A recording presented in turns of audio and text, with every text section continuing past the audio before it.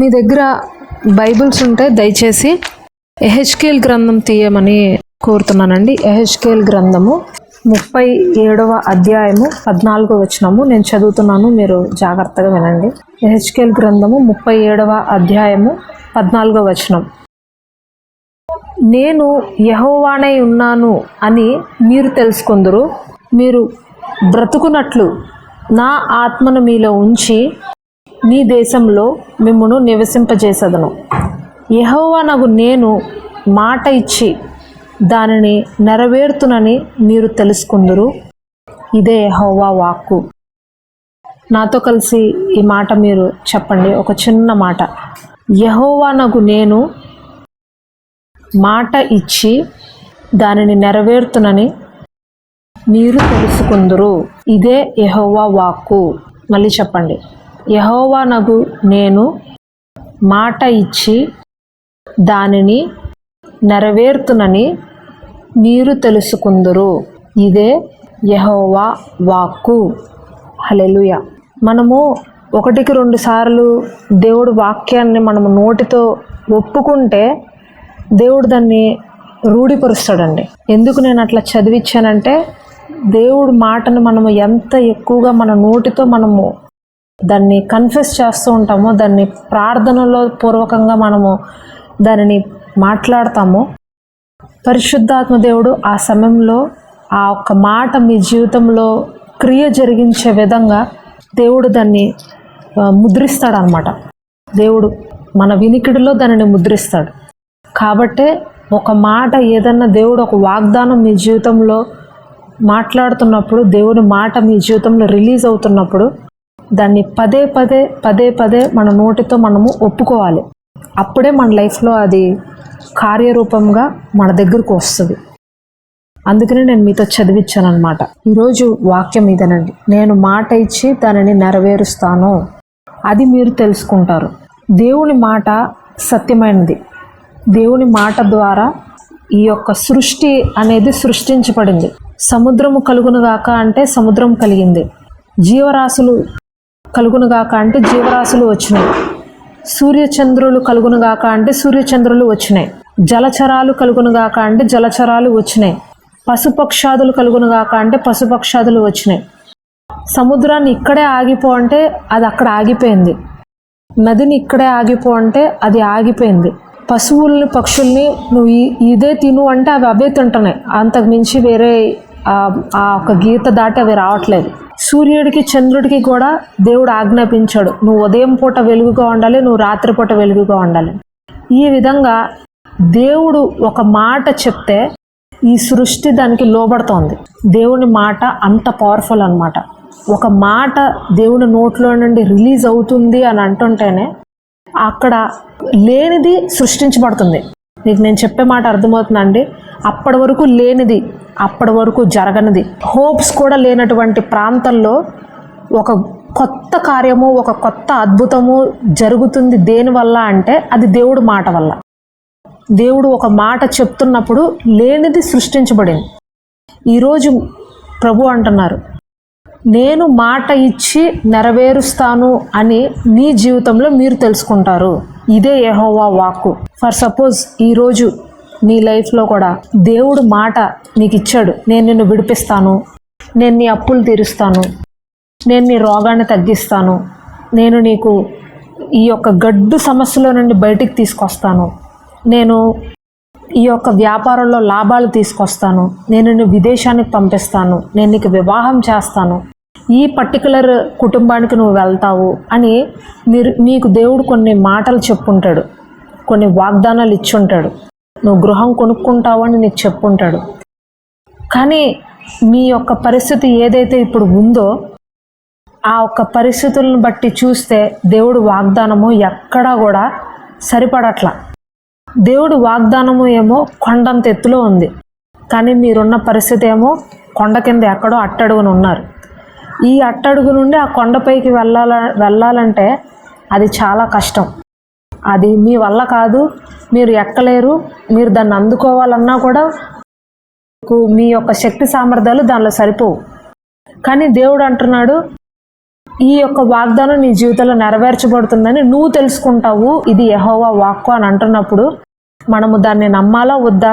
నమ్మాలి. మనం దాన్ని నమ్మితేనే దేవుడు ఎత్తైన స్థలంలోనికి మనల్ని తీసుకెళ్తాడు. నమ్మకుండా మనము దేవుడు చెప్పిన మాటని ఏ బైబిల్లోనో లేకపోతే వాగ్దానం రూప కార్డులో ప్రామిస్ కార్డు తీసుకొని వచ్చి బైబిల్లో పుస్తకంలో ఎక్కడో పెట్టుకొని దాన్ని మూత పెట్టేస్తే ఆ వాగ్దానం నెరవేరదు. నువ్వు నమ్మి విశ్వసించి దానికి తగినట్లుగా మనము పని చేస్తే దేవుడు మనల్ని ఎత్తైన స్థలంలోకి తీసుకెళ్తాడు.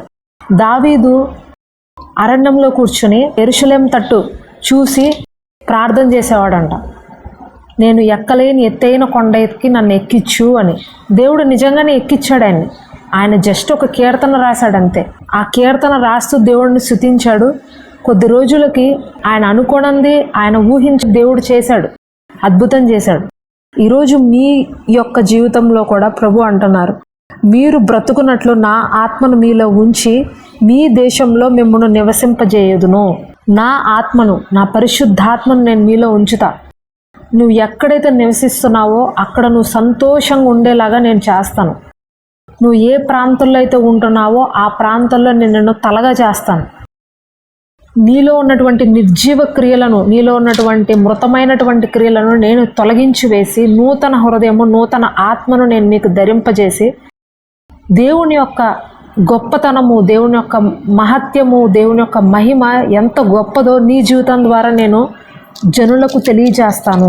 అది నువ్వు తెలుసుకుంటావు, నీ చుట్టన వారందరూ కూడా తెలుసుకుంటారు అని ఈరోజు ప్రభు మీతో మాట్లాడుతున్నారు. ఇక్కడ నేను ఒక స్త్రీ గురించి మాట్లాడాలని ఆశపడుతున్నానండి.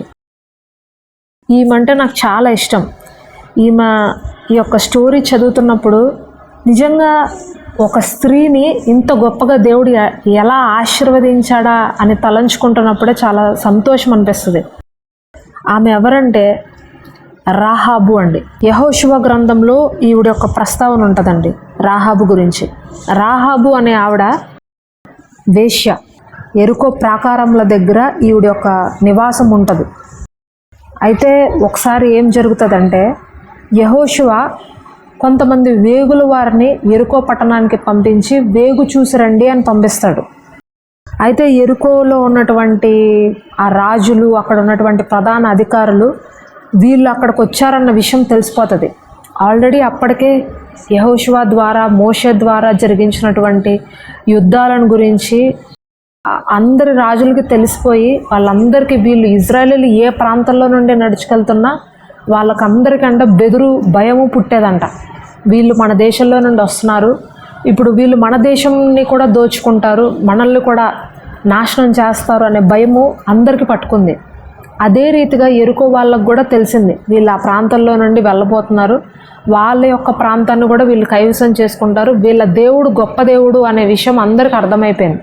అందుకనే ఆ ఊరిలో వీళ్ళు వచ్చారు అని తెలుసుకొని అక్కడ ఉన్న రాజు కొంతమందిని పంపిస్తాడనమాట. వాళ్ళని పట్టుకుని చంపేయండి, ఎవరైతే వేగుల వారు వచ్చారో వాళ్ళని పట్టుకుని చంపేయమని. అయితే వీళ్ళు ఏం చేస్తారంటే ఈ ఊరి పొలిమేరల్లోనే ఈ వేశ్య ఇల్లు ఉంటుంది, రాహాబు ఇల్లు ఉంటుంది.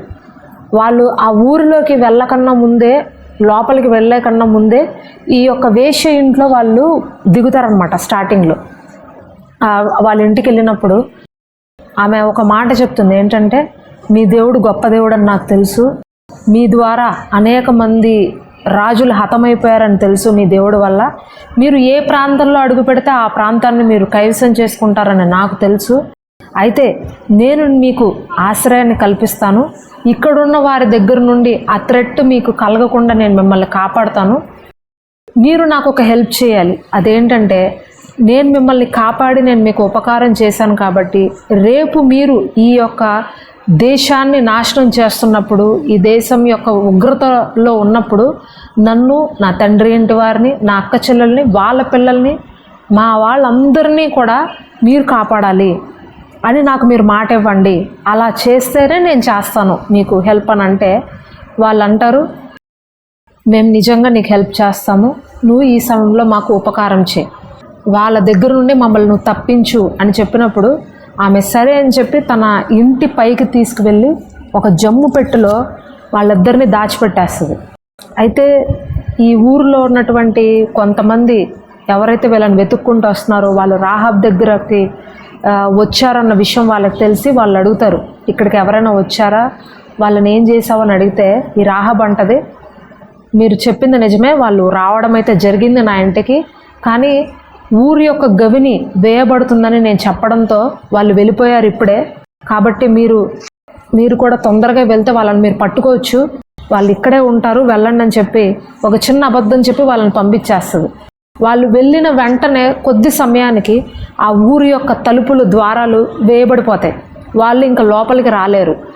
ఈ యొక్క ఎవరైతే యెహోషువ దగ్గర నుండి వేగులు వారు వచ్చారో వాళ్ళ దగ్గరికి వెళ్ళి చెప్తుంది, వాళ్ళు వెళ్ళిపోయారు కాబట్టి ఇప్పుడు మీరు స్లోగా మీరు కూడా వెళ్ళిపోండి అని చెప్పి వాళ్ళని పంపిస్తున్నప్పుడు వాళ్ళు చెప్తారు, నువ్వు మాకు చేసిన ఉపకారానికి ప్రతిగా మేము కూడా నీకు ఉపకారం మేము చేస్తాము, అయితే నువ్వు ఒక పని చేయాలి, నీ ఇంటికి ఒక ఎర్రటి దారాన్ని కట్టుకో, మేము ఎప్పుడైతే ఈ ఊరు నాశనం అయిపోతున్నప్పుడు ఆ ఒక మరణదూత నీ ఇంటికి అంటుకోకుండా ఉండాలంటే ఒక ఎర్ర దారాన్ని కనుక నువ్వు కిటికీకి కట్టుకుంటే మరణదూత నీ ఇంటికి ప్రవేశించదు అని చెప్పినప్పుడు ఆమె సరే అని వెళ్ళిన తర్వాత తన యొక్క ఇంటి కిటికీకి ఎర్రటి దారాన్ని కట్టుకొని ఆమె ఆ ఇంటిని సురక్షితంగా పెట్టుకుంటుంది అన్నమాట.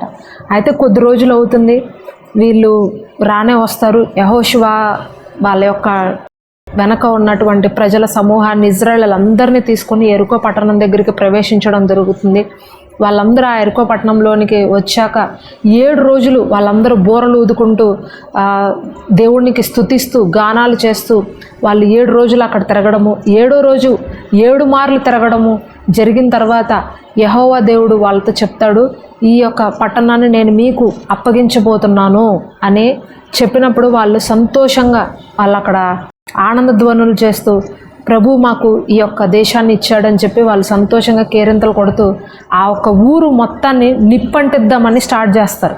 అప్పుడు యెహోషువకి జ్ఞాపకం వస్తుంది, మనకి ఒక స్త్రీ సహాయం చేసింది కదా, ఇప్పుడు ఆమె దగ్గరికి వెళ్ళి ఆమెను ఆమె కుటుంబాన్ని ఊరు బయటికి తీసుకురండి అని చెప్పి తన వాళ్ళకి చెప్పి పంపించినప్పుడు వాళ్ళు ఆమె ఇంటికి వెళ్తారు, ఆ రాహాబ్ ఇంటికి వెళ్తారు. వెళ్ళి వాళ్ళందరినీ కూడా బయటకు తీసుకురావడం జరుగుతుంది. అక్కడ ఒక చిన్న వాక్యం ఉందండి, ఆ వాక్యం నేను చదువుతాను, మీరు వినండి.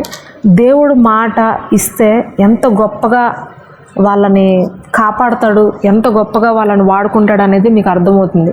యెహోషువ గ్రంథము 6వ అధ్యాయము 22, 23 వచనాలు చదువుతున్నాను, జాగ్రత్తగా వినండి.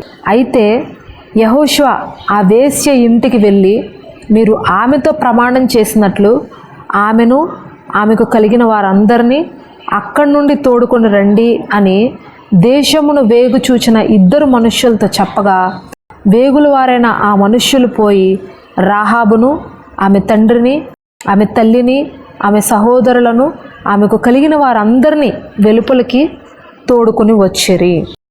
ఆమె ఇంటి వారందరినీ వారు వెలుపలకు తోడుకొని ఇజ్రాయేలుల పాళెం వెలుపట వారిని నివసింపజేసిరి. అప్పుడు వారు ఆ పట్టణమును దానిలోని సమస్తమును అగ్నిచేత కాల్చివేసిరి. వెండిని బంగారు ఇత్తడి పాత్రలు ఇనుప పాత్రలు మాత్రమే యెహోవా మందిర ధనాగారంలో ఉంచిరి. రాహాబను వేశ్య యెరికోను వేగు చూచుటకు యెహోషువ పంపిన దూతలను దాచిపెట్టి ఉండెను గనక అతడు ఆమెను ఆమె తండ్రి ఇంటి వారిని ఆమెకు కలిగిన వారందరినీ బ్రతుకనిచ్చెను. ఆమె నేటి వరకు ఇజ్రాయేలుల మధ్య నివసించుచున్నది. హల్లెలూయా. చూడండి, ఆమె చేసినటువంటి చిన్న సహాయానికి, చిన్న ఉపకారానికి, ఒక చిన్న రిస్క్కి దేవుడు ఆమెను ఒక గొప్ప ఉపద్రవం నుండి తనను మాత్రమే కాదు తన కుటుంబ సభ్యులందరినీ అక్కడ నుండి బయటకు తీసుకొచ్చాడు. ఆ భయంకరమైనటువంటి ఉపద్రవంలో నుండి ఆమె తను మాత్రమే కాకుండా తన రక్త సంబంధికులందరినీ కూడా కాపాడుకొని ఆ ఒక భయంకరమైనటువంటి ఉపద్రవంలో నుండి బయటికి వచ్చేలాగా చేయగలిగాడు. ఇంకో గొప్ప విషయం రాహాబ్ జీవితంలో ఏం జరిగిందో తెలుసా? ఒక్కసారి మీరు మత్తయి సువార్త చేయండి, దేవుడు ఎంత గొప్ప దేవుడో మీకు తెలుస్తుంది. మత్తయి సువార్త 1వ అధ్యాయము 5వ వచనం చదువుతున్నాను, వినండి. నయస్సోను సల్మాను కనెను, సల్మాను రాహాబునందు బోయాజును కనెను. మళ్ళీ చదువుతున్నాను, వినండి. నయస్సోను సల్మాను కనెను, సల్మాను రాహాబునందు బోయాజును కనెను. రాహాబు అనే చోట మీరు అండర్లైన్ చేసుకోండి, లేదా రాహాబు అనే మాటకు సర్కిల్ చేయండి, మీకు జ్ఞాపకం ఉంటుంది. మొత్తం యేసుక్రీస్తు వంశావళిలో కనుక మీరు చూసినట్లయితే 5 స్త్రీలు మాత్రమే ఉంటారండి, మిగిలిన వాళ్ళందరూ పురుషులే. ఈ 5 స్త్రీలలో ప్రత్యేకించి రాహాబు అలాగే రూతు, వీళ్ళిద్దరూ అన్యులు, యూదా మత గోత్రికులు కాదు వీళ్ళిద్దరూ. రాహాబు అనే ఆవిడ వేశ్య, రూతు అనే ఆవిడ మోయాబీ స్త్రీ. వీళ్ళిద్దరిని దేవుడు ఎట్లా తీసుకొచ్చాడు? దేవుడు వీళ్ళకి వాగ్దానం చేశాడు. వీళ్ళు ప్రభువుని వెంబడించారు, వీళ్ళు ప్రభువు కొరకు ఒక అడుగు ముందుకు వేశారు. అందుకనే వీళ్ళని యేసుక్రీస్తు వంశావళిలో వీళ్ళ యొక్క పేర్లు లిఖించబడే విధంగా దేవుడు గొప్ప కార్యాన్ని చేశాడు. అర్థమవుతుందండి? దేవుడు మాట ఇస్తే ఎంత గొప్పగా నిలబెట్టుకుంటాడో. ఒక్క మాట దేవుడు చెప్పాడు, నేను నిన్ను విడిపిస్తాను, నువ్వు మాకు చేసిన ఉపకారానికి ప్రతిగా, నువ్వు మాకు చేసినటువంటి గొప్ప సహాయానికి ప్రతిగా నేను నిన్ను విడిపిస్తాను అని యెహోషువ ఒక్క చిన్న మాట ఇచ్చాడు అంతే. ఆ మాట మాత్రమే కాదు, దేవుడు ఆమెకు ఒక గొప్ప బహుమానాన్ని ఇచ్చాడు. అదేంటంటే యేసుక్రీస్తు వంశావళిలో ఆమె పేరు వచ్చింది. ఆమె వంశావళి ద్వారానే దావీదు మహాభక్తుడు వచ్చాడు. అర్థమవుతుందండి ఎంత గొప్ప బహుమానము రాహాబుకి ఇవ్వబడిందో. రాహాబు నందు బోయాజు ఎవరి కుమారుడు?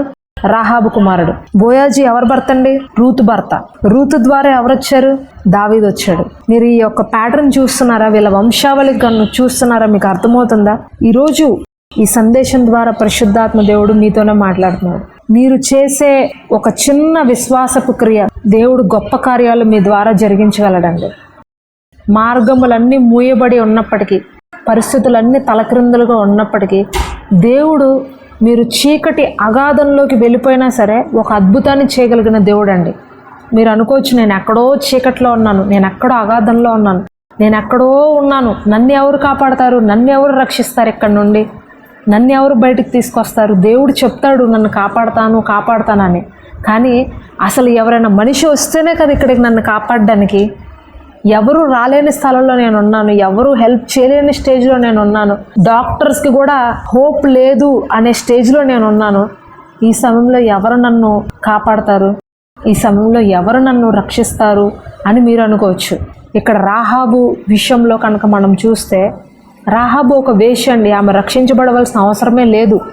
కానీ రాహాబులో ఉన్నటువంటి ఒక మంచి క్వాలిటీ ఏంటంటే ఆమె దేవుని నమ్మింది అంతే. ఈ దేవుడు గొప్ప దేవుడు, ఈయన ద్వారా గొప్ప కార్యం జరుగుతుంది, ఈయన మహాభయంకరుడైనటువంటి దేవుడు, ఈయన నమ్ముకుంటే, ఈయన చేయి పట్టుకుంటే నేను మాత్రమే కాదు నా కుటుంబం అంతా రక్షించబడుతుంది అనే ఒక చిన్న హోపు ఆమెలో పెట్టుకుంది. అందుకనే దేవుడు ఆమెను రక్షించాడు. అర్థమవుతుందండి? ఆమెలో ఉన్నటువంటి ఆ విశ్వాసాన్ని మీరు గమనించండి. ఆ చిన్న విశ్వాసం చాలు. దేవుడు నీకు ఒక అద్భుతం చెయ్యాలంటే నీ టాలెంట్స్ చూసో, లేకపోతే నీ ఆస్తిపాస్తులు చూసో, నీ జ్ఞానాన్ని చూసో, నీ తెలివితేటలను చూసో, నీ అందచందాలను చూసో, లేకపోతే నీ మాటలను చూసో, ఇవన్నీ చూసి దేవుడు అద్భుతం చేయడు. దేవుడు అద్భుతం చేయడానికి కావాల్సింది నీ విరిగి నలిగినటువంటి హృదయం. ప్రభువా అని నువ్వు వేసే చిన్న కేక ఉంటుంది చూసారా? కేక కూడా అక్కర్లా, ఒక చిన్న మూలుగు. ఆ మూలుగుల ద్వారానే దేవుడు అద్భుతం చేయగలడు. హన్న మూలిగింది అంతే, ప్రార్థన కూడా చేయలేకపోయింది. ఒక చిన్న మూలుగు, ఏం మాట్లాడాలో కూడా అర్థం కావట్లా, హృదయం అంతా కన్నీటితో నిండిపోయింది. ప్రభు దగ్గరికి వెళ్ళి మందిరంలో పడి అమాంతంగా మూలిగిందంట. ఆ మూలుగులో నుండి ఎవరు వచ్చారండి? సమూయేలు ప్రవక్త వచ్చాడు. అర్థమవుతుందా? ఒక్క అవకాశమే లేదు ఆమెకు ప్రెగ్నెన్సీ రావడానికి. కానీ దేవుడు ఆమె మూలుగు విని ఆమెకు అద్భుతం చేశాడు. ఆ సమూయేలు ప్రవక్త ద్వారా గొప్ప గొప్ప కార్యాలు దేవుడు చేయించాడు. ఒక ప్రవక్తకి జన్మనిచ్చిన గొప్ప భాగ్యము హన్నాకు దక్కింది. ఈరోజు ప్రభు మిమ్మల్ని బలపరుస్తున్నాడు ఈ యొక్క వాక్యం ద్వారా. నాకేది జరగదులే, నాకేమీ అవ్వదులే, నా వల్ల ఏది జరగదు, దేవుడు కూడా నాకు హెల్ప్ చేయలేడు అని మీలో కొంతమంది అనుకుంటున్నారు. కానీ ప్రభు మీతో మాట్లాడుతున్నారు. రాహాబుకు చేసినటువంటి అదే దేవుడు, హన్నాకు చేసినటువంటి అదే దేవుడు, అబ్రహాముకు చేసినటువంటి అదే దేవుడు, పేతురు, యోహాను, యాకోబులకు చేసినటువంటి అదే దేవుడు, అబ్రహాం, ఇస్సాక్, యాకోబు దేవుడు. ఆయన సజీవులకు దేవుడు కానీ మృతులకు దేవుడు కాదంట. చచ్చిపోయిన వాళ్ళకు కాదండి ఆయన దేవుడు, సజీవులకు దేవుడు. హల్లెలూయా. ఆయన మాట సజీవమైనది, ఆయన మాట అవునంటే అవును, కాదంటే కాదు. అర్థమైందా? ఆయన ఏదైనా ఒక మాట చెప్పాడు అనుకోండి, అది జరిగి తీరాల్సిందే. వర్షం ఒక్కసారి కిందకు పడితే భూమిని తడపకుండా మరలా ఎలాగ పైకి వెళ్ళదో, దేవుడు మాట ఒక్కసారి మీ జీవితంలో రిలీజ్ అయితే అది నెరవేర్చబడకుండా తిరిగి మరలా అక్కడికి వెళ్ళదంట. ఆమెన్ ఆమెన్ అని చెప్తా ఉండండి మీరు, అప్పుడే మీ లైఫ్లో అది జరుగుతుంది. దేవుడు మాట మీ జీవితంలో రిలీజ్ అయిందంటే ఒక్కసారి అది మళ్ళా క్రియ జరిగించకుండా పైకి వెళ్ళదు. అర్థమవుతుందండి? నేను మొన్న యూట్యూబ్లో ఒక సిస్టర్ సాక్ష్యం విన్నానండి. నిజంగా నా హృదయానికి ఎంతగానో ప్రభావితం చేసింది. ఆ సిస్టర్ ఢిల్లీలో ఉండేవారంట. అయితే వాళ్ళు చాలా పేదవాళ్ళు. ఆమె స్లమ్ ఏరియాలో పుట్టిందంట. ఆమె ఎంత పేద స్థితిలో ఉన్నదంటే స్నానం చేయాలంటే పక్కన వాళ్ళ ఇంట్లోకి వెళ్ళి బాత్రూంలో స్నానం చేసేదంట. స్నానానికి బాత్రూమ్ కూడా ఇంట్లో ఉండేది కాదు. టీవీ చూడాలంటే ఒకళ్ళ ఇంటికి, కానీ రోటీ చేసుకోవడానికి కూడా పిండి ఉండేది కాదంట వాళ్ళ ఇంట్లో. ఇంత అన్నము కొంచెం లైట్గా పప్పు తిని బతికేవారంట. అంత కడుపు పేద స్థితిలో ఉన్నారంట వాళ్ళు. అయితే ఆమె తర్వాత 2 పిల్లలు పుట్టి చనిపోయారు వాళ్ళ అమ్మకి. తర్వాత వాళ్ళు ఒక కొడుకు కావాలి అని క్రీస్తు ప్రభు వారి గురించి తెలుసుకున్నప్పుడు ప్రభు వారిని దీవించి ఒక కుమారుడిని ఇచ్చారు. ఎప్పుడైతే ఆ కుమారుడు జన్మించాడో ఈమెను కాస్త పక్కన పెట్టడం వాళ్ళు స్టార్ట్ చేశారంట, ఈ ఆడపిల్లని. అయితే కొద్ది రోజులకి ఏమైందంటే ఈమెకు తాత వరుస అవుతాడు, ఒక ఆయన తాతయ్య అవుతాడు అనమాట.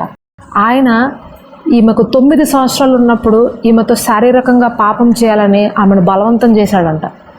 2-3 సార్లు ఆయన వద్ద నుండి తప్పించుకుంది.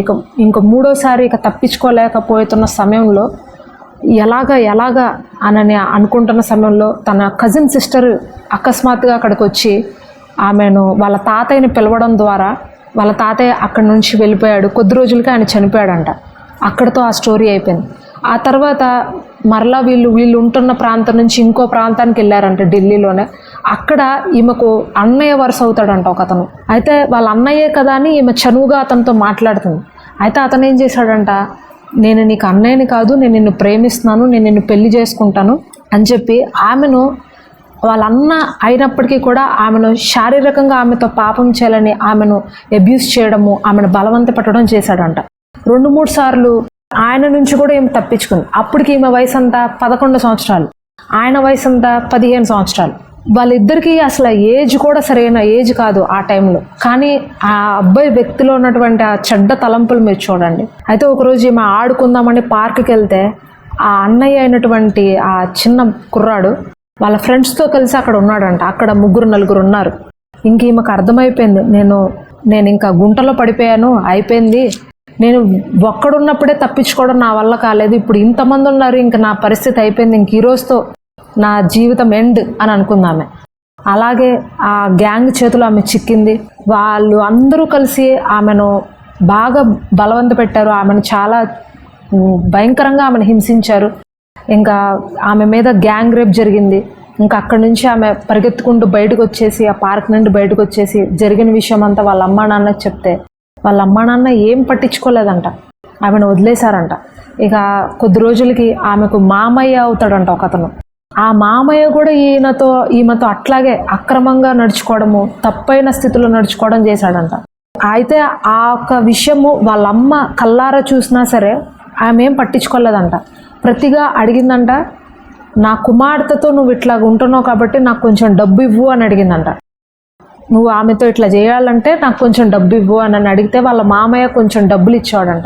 ఈ విధంగా ఆమె శరీరాన్ని ఉపయోగించుకుంటూ వాళ్ళు సర్వైవ్ అవ్వడం స్టార్ట్ చేశారంట వాళ్ళ ఫ్యామిలీ. చాలా ఏడుపు వచ్చేదంట ఆమెకి, నరకంలో ఉన్నట్టు అనిపించేదంట. ఇదేంటి, నా జీవితం ఏంటి ఇంత దరిద్రంగా ఉంది, కాపాడవలసినటువంటి తల్లిదండ్రులే నన్ను ఇంత దారుణమైన స్థితిలో ఒక నరక కోపంలో నన్ను వదిలేశారే, నా జీవితం ఏంటి ఇట్లా అయిపోయింది అని ఆమె రోధిస్తూ ఉండేదంట. అదే సమయంలో ఆమెకు సండే స్కూల్కి వెళ్ళడము స్టార్ట్ చేసిందంట ఫ్రెండ్ ద్వారా. ఆ సండే స్కూల్కి వెళ్తున్నప్పుడు ఆమెకు ఆ చర్చ్లో చెప్పే వాక్యాల ద్వారా యేసుక్రీస్తు ప్రభువారంటే ఎవరో తెలుసుకుందంట. ఆయన గురించి లోతుగా వెళ్ళడము, ప్రార్థన చేయడం ప్రారంభించి ఒకరోజు ప్రభుతో అడిగిందంట, ప్రభువా ఈ భయంకరమైనటువంటి స్థితి నుంచి నన్ను విడిపించు, నేను తట్టుకోలేకపోతున్నాను, నా వల్ల కావట్లేదు, తల్లిదండ్రులే నాకు శత్రువులుగా మారిపోయారు, నేనేం చేయలేకపోతున్నాను, నన్ను విడిపించు అన్నప్పుడు ప్రభు ఒకరోజు ఆమెతో మాట్లాడాడంట, నేను నిన్ను విడిపిస్తాను అని. అయితే ఆమె ఆ మాట నమ్మలేదంట. ఎందుకంటే కాపాడాల్సినటువంటి తల్లిదండ్రులే శత్రువులుగా మారితే ఇంక ఎవరు విడిపిస్తారు నన్ను, ఏ వ్యక్తి విడిపిస్తారు నన్ను అని చాలా ఏడ్చిందంట. కొద్ది రోజులకి ఆమెకు సేల్స్ ఎగ్జిక్యూటివ్గా జాబ్ వస్తే అక్కడ జాబ్లో జాయిన్ అయిందంట.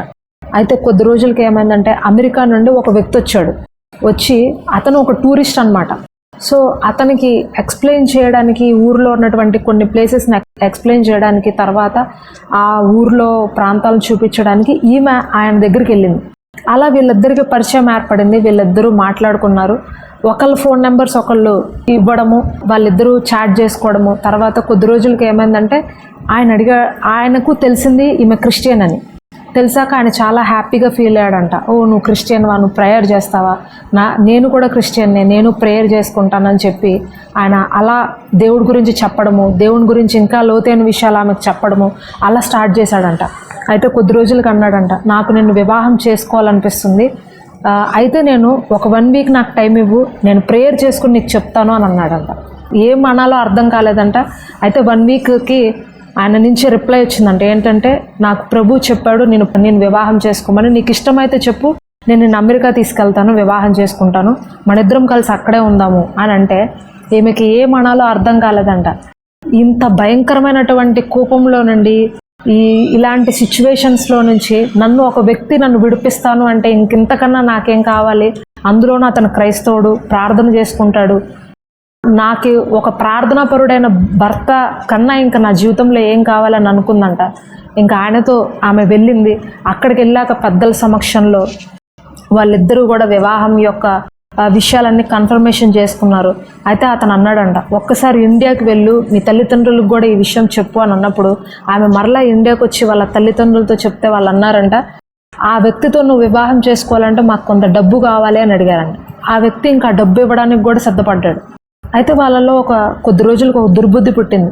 ఈమెను ఎందుకు ఇట్లా డబ్బు ఇచ్చి వదులుకోవడం, ఈమె మన దగ్గరే కనుక ఉంటే ఈమె ద్వారా ఇంకా మనం సర్వైవ్ అవ్వచ్చు కదా అని అనుకుని ఆ వివాహం చేసుకోవద్దని మళ్ళీ కొద్ది రోజులు ఆమెను అడ్డగించారంట.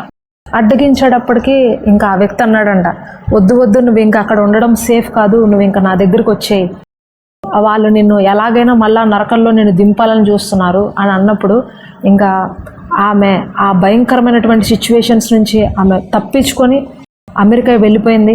అక్కడికి వెళ్ళి ఇంకా ఆమె వివాహం చేసుకుంది ఆ వ్యక్తిని. వాళ్ళకి ఇప్పుడు ఒక చక్కటి కుమారుడు జన్మించాడు. వాళ్ళిద్దరూ చక్కగా దేవునితో ఇప్పుడు సహవాసం చేస్తున్నారు. అయితే ఒకరోజు ప్రభువుని ఆమెను మరలా ప్రేయర్ చేసి అడిగిందంట, ప్రభువా, నా తల్లిదండ్రుల దగ్గరికి ఒకసారి నన్ను వెళ్ళమంటావా, చెప్పమంటావా ఇక్కడ జరిగిన పరిస్థితి అంట అని అడిగితే ప్రభు అన్నారంట, do not go back to India అన్నారంట. నువ్వు మళ్ళీ ఇండియాకి వెళ్ళొద్దు అని చెప్పారంట. అర్థమైందండి? దేవుడు ఒక వ్యక్తి పరిస్థితిని ఎటు నుంచి అట్లా తిప్పేశాడో నీకు అర్థమవుతుందా? ఆమె ఒక భయంకరమైనటువంటి స్థితిలో, ఒక ప్రమాదకరమైనటువంటి స్థితిలో, ఒక అగాధంలో పడిపోయిన అమ్మాయిని ఎక్కడి నుండో అమెరికా నుండి ఒక వ్యక్తి రావడం ఏంటి, ఆమెతో మాట్లాడడం ఏంటి, ఆమె లైఫ్ను మార్చేయడం ఏంటి, ఆమెను తీసుకెళ్ళి ఒక మంచి ప్యాలెస్లో కూర్చోబెట్టడం ఏంటి. ఇప్పుడు ఆమె ఎంత ధనవంతురాలు తెలుసా అండి, ఎంత రిచ్ గర్ల్ తెలుసా ఆమె. ఒకప్పుడు ఒక చిన్న రోటీ కూడా తినలేని స్టేజ్లో ఉండే ఆమె ఇప్పుడు దేవుడు ఆమెను భయంకరంగా ఆశీర్వదించాడు. ఆమె ఒక మంచి ప్యాలెస్లో ఉంటుంది, ఒక మంచి ఇంట్లో ఉంటుంది. ఆమె ఇంతకన్నా గొప్ప ఆశీర్వాదము ఇంక ఎవరు ఇవ్వగలరండి? మన ప్రభువైన యేసుక్రీస్తు వారు మాత్రమే ఇవ్వగలరు. ఆమె అనుకుంది ఒకనొక సమయంలో, నన్ను ఎవరు విడిపిస్తారు, తల్లిదండ్రులే నాకు శత్రువులుగా మారిపోయి వాళ్ళు నన్ను ఇలాంటి వేశ్య వృత్తులు నన్ను వదిలేశారు, ఎవరు నన్ను విడిపించగలరు అని అనుకుంటున్న సమయంలో దేవుడు ఒక వ్యక్తిని పంపించి ఆమెను ఆ పరిస్థితి నుంచి విడిపించేశాడు. ఈరోజు ఈ వాక్యం వింటున్న ప్రియమైన సోదరి సోదరులారా, మీ జీవితం కూడా ఈరోజు అలాగే ఉందేమో. నన్ను ఎవరు విడిపిస్తారు, నా జీవితము ఎలా బాగవుతుంది, నేను ఇంకా బాగుపడతానా అని మీరు అనుకోవచ్చు. హోప్స్ లేవేమో మీకు, మీ లైఫ్లో ఎక్కడ కూడా హోప్ మీకు కనిపించట్లేదేమో, నిరీక్షణ లేదేమో. అయితే ప్రభు అంటున్నారు, నువ్వు నన్ను నమ్ము, నన్ను విశ్వసించు, నా ద్వారానే నీకు ఆశీర్వాదం ఉంది, నా ద్వారానే నీకు అద్భుతం జరుగుతుంది. అయితే కొన్ని విషయాల్లో మనం సరి చేసుకోవాల్సినటువంటి విషయాల్లో మనం సరి చేసుకుంటే కనుక ప్రభు అద్భుతం చేయడానికి సిద్ధంగా ఉన్నాడండి. దేవుడు మాట ఇచ్చి నెరవేర్చే దేవుడే. కానీ ఆ మాట మన జీవితాల్లో ఇంకా నెరవేరకపోవడానికి కారణము కొన్ని విషయాలలో మనము దేవుడికి అవిధేయంగా నడిస్తే కనుక ఆ మాట మన జీవితంలో నెరవేరదు. ఫర్ సపోజ్ దేవుడికి ఇష్టలేని కార్యాలు మీ లైఫ్లో కొన్ని ఉండొచ్చు. అబద్ధాలు చెప్పడము, బూతులు మాట్లాడడము, లేకపోతే చిన్న సినిమా పాటలు వినడము, క్లిప్పింగ్స్ చూడటము, చెయ్యవద్దు అన్న పనులు చేయడము, వెళ్ళవద్దు అన్న ప్రాంతాలకి వెళ్ళడము, లేకపోతే ఉపవాసం ఉండకపోవడము, ఇంకా ఎక్కువగా వాక్యం చదవకపోవడము, మందిరానికి క్రమంగా వెళ్ళకపోవడం, ఇలాంటి చిన్న మిస్టేక్స్ మన లైఫ్లో ఉండిపోతాయి. అవి మనం అనుకుంటాం ఇది పెద్ద మిస్టేక్ ఏం కాదు కదా అని అనుకుంటాం. కానీ పరిశుద్ధాత్మ దేవుడు పరిశుద్ధంగా ఉండే దేవుడు అండి. హీఈస్ అ హోలీ. ఆయన హోలీ కాబట్టి మనం కూడా హోలీగా ఉండాలని కోరుకుంటాడు. ఏది కూడా ఆయనకి అడ్డంగా ఏది వచ్చినా సరే దేవుడు దాన్ని చేయలేడు, ఆ కార్యాన్ని అక్కడ నెరవేర్చలేడు.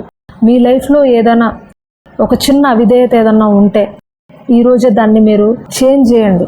దేవుడి దగ్గర దాన్ని మీరు ఒప్పుకోండి. మీ ఏదైతే మీ లైఫ్లో కొన్ని దేవుడి యొక్క కార్యాలకు అడ్డం వస్తున్నాయో వాటిని ఈరోజే విడిచిపెట్టి దేవుడు ఎలాగ ఉండమంటున్నాడో అలాగ ఉండండి.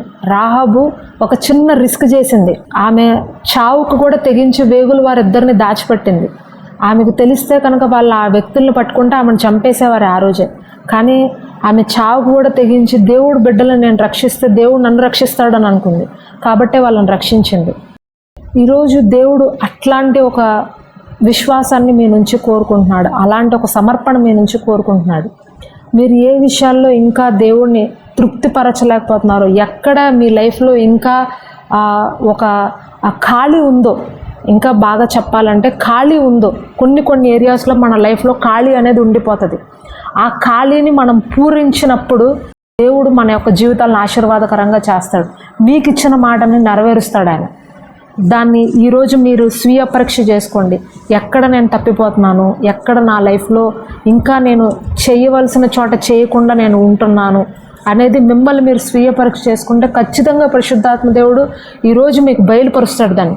నువ్వు ఈ విషయంలో లేవు, ఈ విషయంలో నువ్వు సరిగా అవ్వు, ఇంకా ఉపవాసం నువ్వు ఉండు, వారానికి 2 రోజులు ఉండు, లేకపోతే ఇంకా రోజుకి నువ్వు 2-3 అధ్యాయాలు చదువుతున్నావు కదా, ఇంకో 4-5 అధ్యాయాలు యాడ్ చెయ్యి, ఇంకా నాతో సమయం ఇంకొంచెం ఎక్కువసేపు గడుపు, నేను నీతో మాట్లాడతాను, నేను నీ యొక్క హృదయాన్ని శుద్ధి చేస్తాను. ఫోన్తో నువ్వు ఎక్కువ సమయం గడుపుతున్నావు, లేదా ఈ వ్యక్తులతో నువ్వు ఎక్కువ సమయం మాట్లాడి సమయాన్ని వృధా చేస్తున్నావు, ఈ వ్యక్తులతో నువ్వు మాట్లాడకు, వీళ్ళ నుంచి నువ్వు అవాయిడ్ అయిపో, నువ్వు వీళ్ళని అవాయిడ్ చేయి, వీళ్ళ నుంచి నువ్వు దూరం కా, లేకపోతే ఉద్యోగం మీద ఎక్కువ కాన్సన్ట్రేషన్ చేస్తున్నావు నా మీద కన్నా, అట్లా కాదు నువ్వు నా మీద ఎక్కువసేపు చెయ్యి అని కొన్ని విషయాలు మీతో పరిశుద్ధాత్మ దేవుడు ఎప్పటి నుండో చెప్తున్నాడు. కానీ దాన్ని మీరు పక్కన పెట్టేశారు, అది వినకుండా.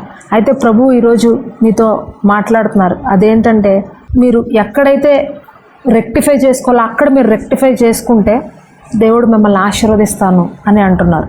ఎక్కడ మీరు చేంజ్ చేసుకోవాలో అక్కడ మీరు చేంజ్ చేసుకుంటే దేవుడు ఆయన మాటను మీ జీవితంలో నెరవేరుస్తాను అని మీకు తెలియజేస్తాను.